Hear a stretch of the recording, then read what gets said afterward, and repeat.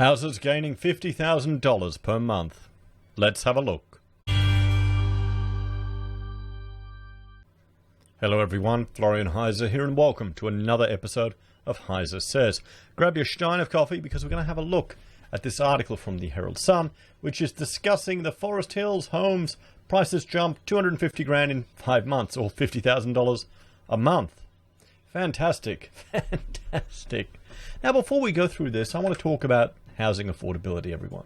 It's an issue that exists in Australia and many parts of the world. With this Lorenz curve, you can see in Greater Brisbane, well, there are some houses that are affordable, and by affordable, they're saying 30% or less of your disposable income. So once you go above that, there's going to be less property that you have access to, and this is just going to get worse.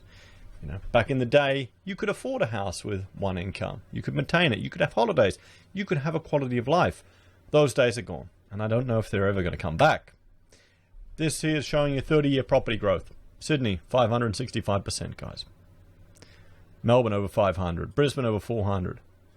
The only one that isn't over 400 is Adelaide and Darwin, everyone. Units, pretty much the same. We look at we look around the world. New Zealand, this is from 2017. This is based on January 2017 equals 100 points on this index. So if they're above, if the index is 140, that means it's 140% of, it's gone up by 40%, guys. 140 of the index back then. Just think about that. In only, 4 years? Look at Australia. We're not doing too bad. Look at Canada, right up there as well. Look at the US. Look at the UK, Sweden, Norway. We're not the worst, guys. It's just, this is a mess. And this is showing you the average weekly earnings. The change from 1990. You know when we were seeing those 500% and 370% property price growth and 2020.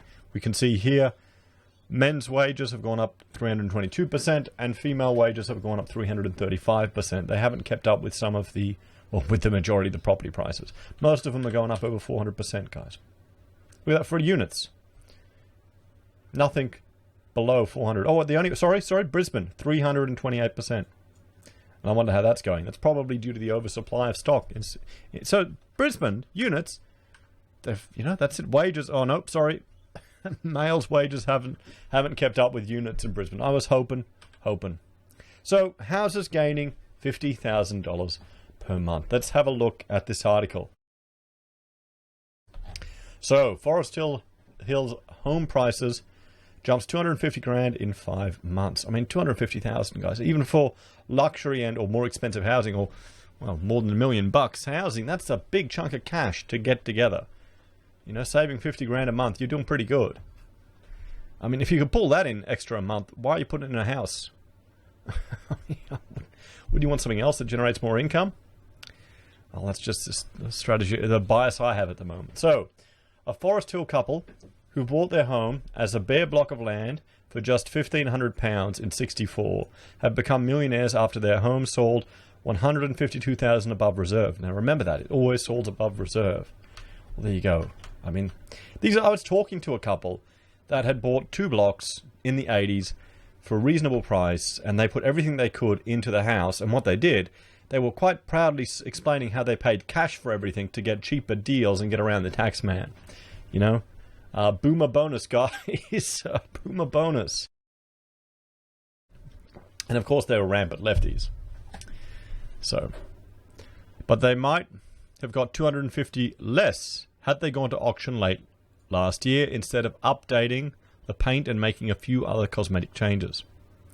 Brian and Sue Smith will collect a life-changing $1.32 from the sale of the 5-bedroom family home they built at One Southern Court in one of the area's early housing estates. But Ray White auctioneer Peter Schneck said the phenomenal auction wouldn't have happened just 5 months ago. Prior to Christmas, they would have sold for $1.1 million, he said. So this will be life-changing for the vendors. The $250,000 lift has been driven by too few homes to meet buyer demand, he said. So it's a supply issue. It's a supply issue and a juiced-up demand market. But the demand may not last much longer. Now, we're seeing this more and more in the media. More commentators are calling the peak calling the peak in property. What do you think, guys? Do you think we've hit the peak? Do you think we have?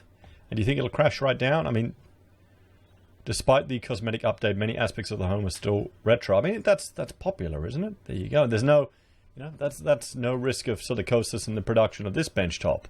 Good old lemonade. I'm nice big. It's a nice house.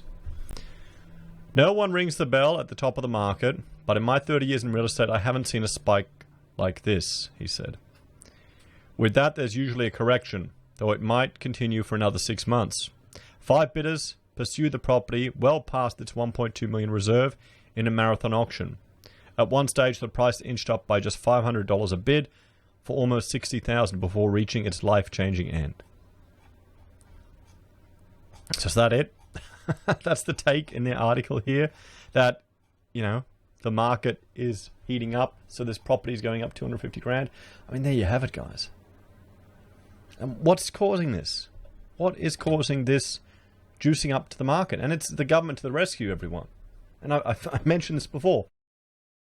It's multiple things affecting the housing market and exacerbating it now, because this is what they do to influence the economy. Both sides of politics. You've got trading while insolvent provisions. That's kept businesses from going under. You've got JobKeeper supporting up to 9% of the workforce in Victoria. 8.76%. Companies entering external administration is down. You've got juicing the market, the cash rate. I mean, this is the thing. Money is so cheap right now. You're going to buy into housing. We've got a culture of just housing always going up, always making money. 3% used to be an emergency amount. You've got Home Builder, and Home Builder's now been extended. The first home buyer grant's up to 88 grand, 5% government loans, negative gearing.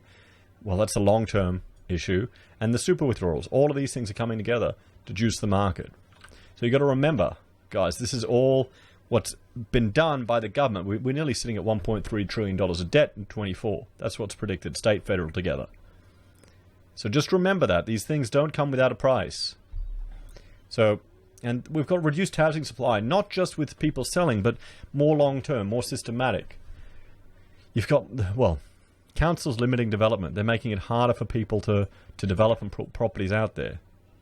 You've got mortgage holidays, which we're going to start to see those disappear. And you've got uncertainty, particularly with regards to just the general economy and people saving more. So the solutions, everyone, again, long-term, we need to get off this housing addiction. We need to change the culture here in Australia so we're not so obsessed with property. I don't know how that's possible. Well, every TV show, every spruiker, every politician, they've got too much invested in keeping this going. We're going to pay for it in the end. Future generations will. I'd argue to create special economic regions, to experiment with reducing the level of government intervention in the economy in different areas to test it so we can prove and experiment with different ideas. What do you think? So, there we have it, guys. Oh, I did it twice. There we have it. Thank you all for watching the channel. Please like, share, and subscribe. If you're a fan and enjoy the content I create here, there are a few ways you can support us. You can join us on YouTube or Patreon. You can support us using our affiliate links at Amazon, eBay, Independent Reserve, or AussieBroadband. You can buy a merch from HeiseSays, use Gold Pass from the Perth Mint, or support us via PayPal. Take care, have a great day, and I'll see you next time. Bye for now.